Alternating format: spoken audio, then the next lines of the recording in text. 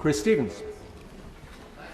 Mr Deputy Speaker, it was very noticeable in the speech that we just heard from the Secretary of State.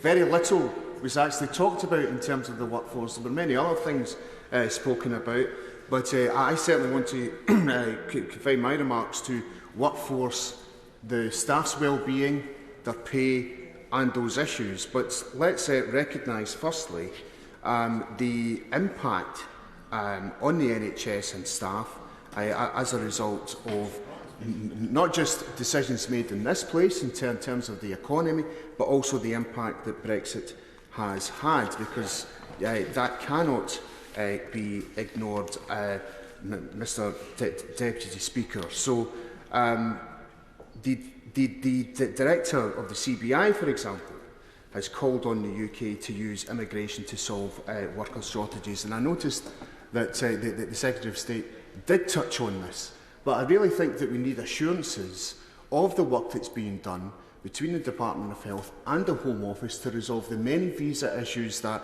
the Royal College of GPs had outlined, as other members had said, because what is happening here is that, according to that research, 17% of international graduates are considering leaving the UK altogether as a result of the challenges that they're facing within those visa processes. There's also the research, Mr Deputy Speaker, by the Nuffield Trust, which has revealed that Brexit has worsened the UK's acute shortages of doctors in key areas of care and led to more than 4,000 European doctors choosing not to work in the NHS in the UK. As the Nuffield Trust researcher Martha McCary has said, the lead author of that analysis, the NHS has struggled to recruit vital specialists and Brexit looks to be worsening long-standing workforce shortages in some professional groups.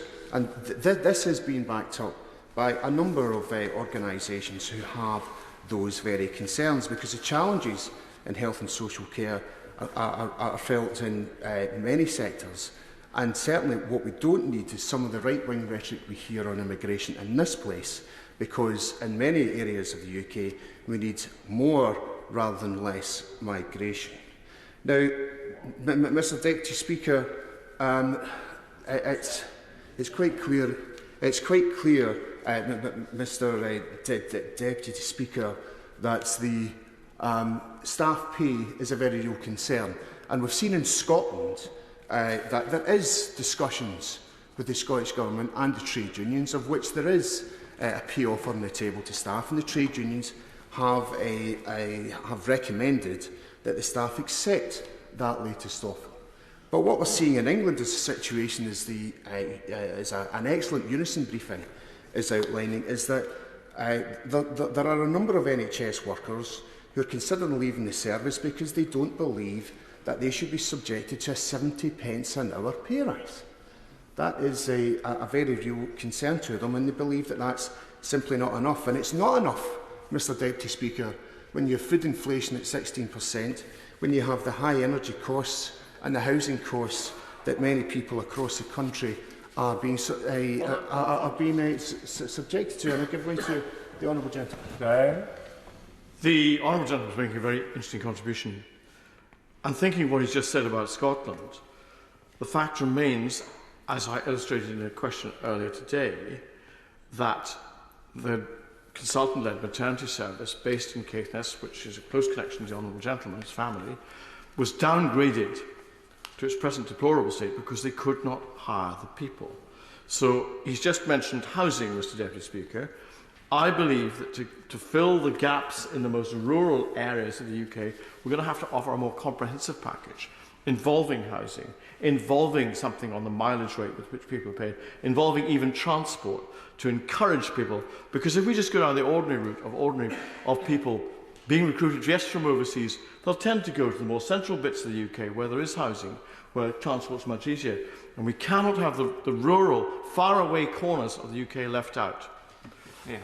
Well, I thank the honourable gentleman. He knows the affection that I have for his constituency, having many family members there, and he raises important points about rural communities as it affects not just the NHS but the other challenges that he has outlined, and I think he's made a very pertinent point there in terms of what needs to happen and what all the health services need to look at in terms of how they apply services as they apply to areas which he has the privilege of representing. So I do thank him for that.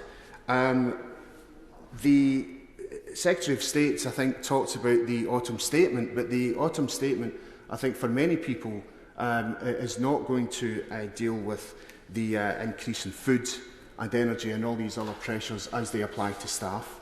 And I think that there has to be a real serious discussion about the NHS workforce, about retention, around giving them career opportunities, and also, Mr Deputy Speaker, about the well-being of NHS staff, because I think that we do have to recognise, and I want to thank NHS staff for what they have done, not just during the pandemic, but when I had health challenges, when family members in the last year have had health challenges, the work that NHS do and the miracles they perform on a daily basis should be recognised in this place where we're having this debate. I'll give way to you on that. I'm grateful to giving way, and I think it's worth stressing that point, because for all the Daily Mail headlines about the NHS, actually what's fundamentally lost is all the good work that goes on unrecognised for the countless thousands of people who go into hospitals, GPs, mental health services and get excellent care. And this should be the emphasis of what the NHS is trying to do, to make sure when two patients go in on similar pathways, one having excellent care and one having poor care, we move more towards excellent care and less to outright stop the poor care. Well, I thank the honourable gentleman for that, because he's right, everybody should have excellent care. But when we're having a debate about the NHS workforce, we really need to have the sort of debate about recognising what the challenges of the workforce are, that they're paid adequately, that we look at a real retention strategy, that we look at bringing in as many as we can and pay them properly. And there doesn't say, I didn't hear much from the Secretary of State about where the state of play is in terms of pay negotiations, what they are doing to try and resolve disputes. And I see him sighing, but he's more than welcome to come in. Oh, were you yawning? I'm sorry.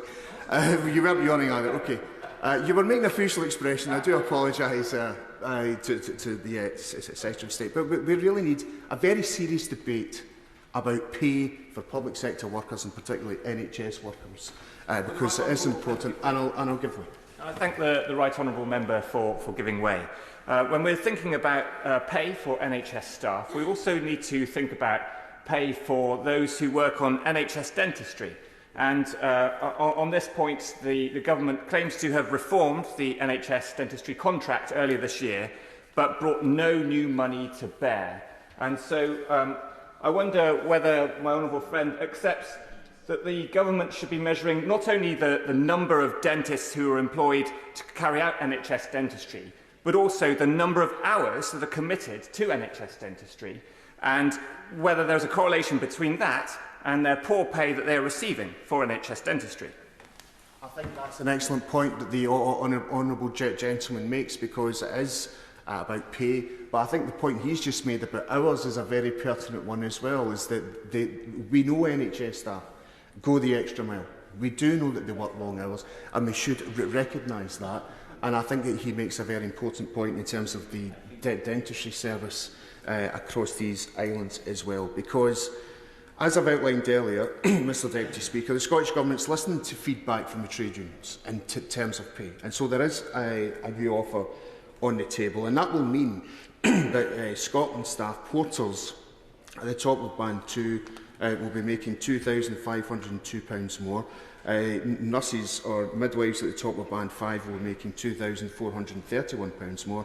And paramedic at the top of Band 6 will be making £2,698 more. Now, that currently is the best deal across the UK. It's significantly more than the uplift being offered in England, and because I think the average value in England is something around 4.5%. Scotland, the average increase will be 7.5%, as currently outlined.